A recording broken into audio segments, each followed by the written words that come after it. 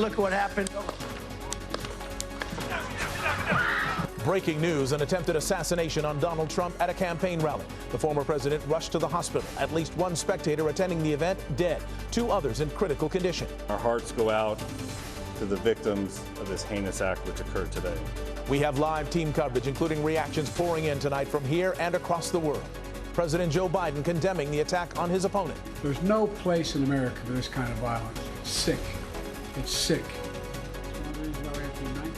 Hello, I'm Mark Brown. I'm Michelle Fisher. This is Eyewitness News at 11 on ABC 7 Hulu and wherever you stream. Former President Donald Trump back in Bedminster, New Jersey tonight, but he says he was shot in the ear. One of his supporters is dead, 2 more critically injured.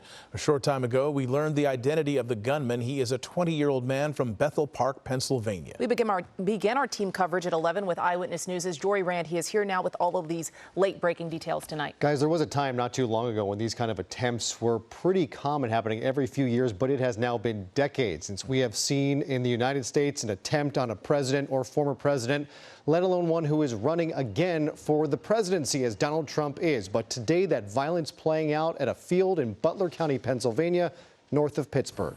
The former president surviving that attack, and just moments ago, Donald Trump's plane landing at Newark International Airport, where tonight we got our first glimpse of the former president since the attempt, walking down the steps to his plane in New Jersey. A welcome sight after a potentially extremely dark day in American history.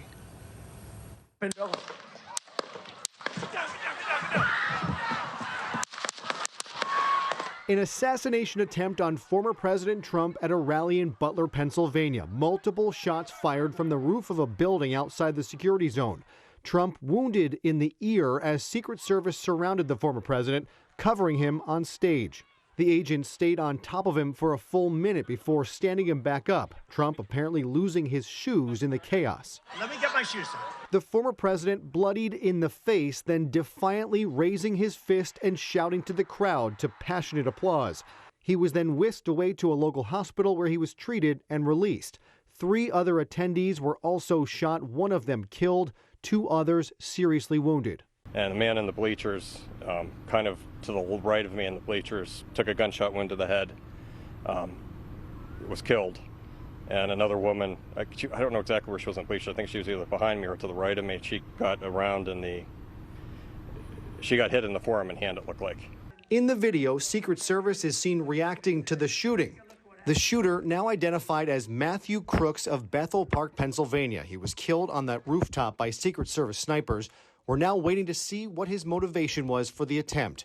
In a statement, former President Trump writing in part, "It is incredible that such an act can take place in our country. I was shot with a bullet that pierced the upper part of my right ear. I knew immediately that something was wrong and that I heard a whizzing sound, shots, and immediately felt the bullet ripping through the skin."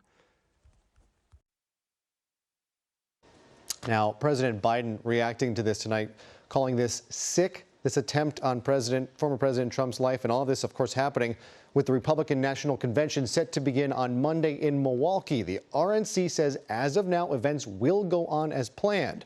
The White House announcing tonight President Biden did speak with former President Trump, but they released no details about their conversation. We, of course, live in a country with a long history of political assassinations and attempts, from Abraham Lincoln to John F. Kennedy to Robert Kennedy here in Los Angeles. Hello, I'm Mark Brown. Get more great ABC 7 content by clicking the subscribe button for our YouTube channel, and download the ABC 7 Los Angeles streaming app on Fire TV, Android TV, Apple TV, and Roku to watch on your TV.